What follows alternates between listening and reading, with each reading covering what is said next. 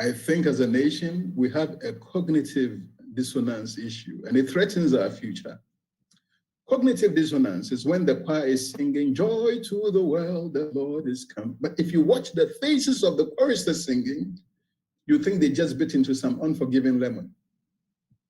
Cognitive dissonance is when you lock your shop to go and pray the whole day for God to bless your business. It is when you pay tithe or do sadaqah from stolen money or say, "God bless you," after collecting a bribe. Cognitive dissonance is when we show up at 8, 8:30, 9, 10 for a 7 o'clock meeting, until we develop a new culture where a person's word is their bond. And people are held accountable for their words and actions and expect to be held accountable for the promises they make, whether on a political platform or from the pulpit of a church or in the privacy of their home or at the business table. Unless we start expecting accountability for the words we speak, mediocrity will continue to be our bane.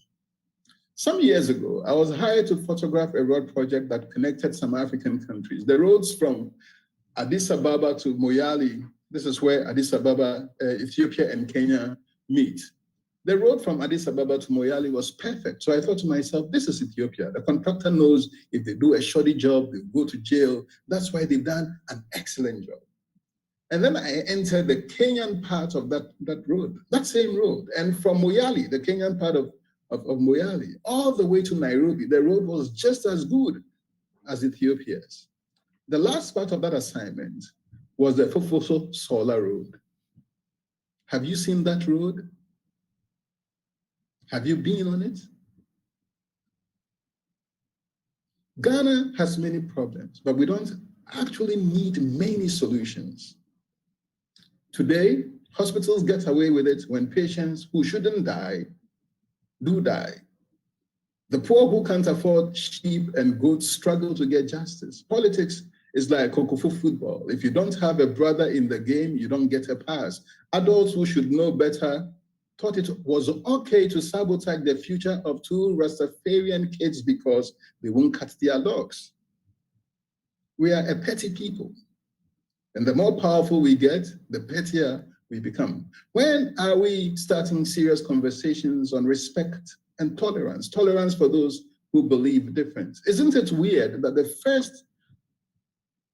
first and foremost, a church will build prisons and then send their lawyers to go and argue for homosexuals to be jailed?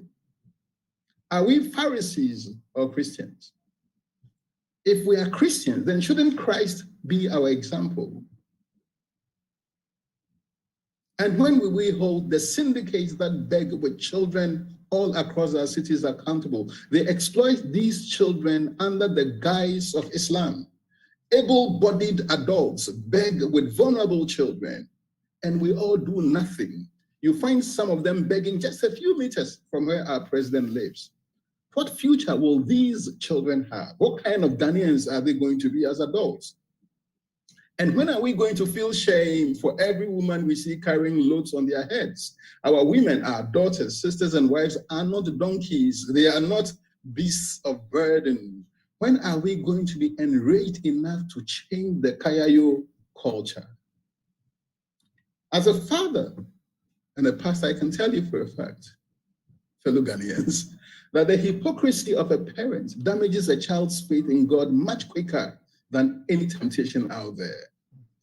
I have seen what religious extremism can do. I have documented the impact of jihadist activities in Gundam in northern Mali, in Dori and Kaya in Burkina Faso. I can tell you story after story of how unstable this region is.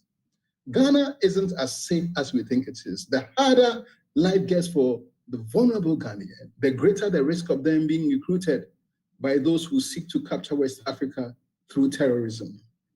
As long as we stay petty, self-serving, and corrupt, others will feast on our gold and we'll keep begging them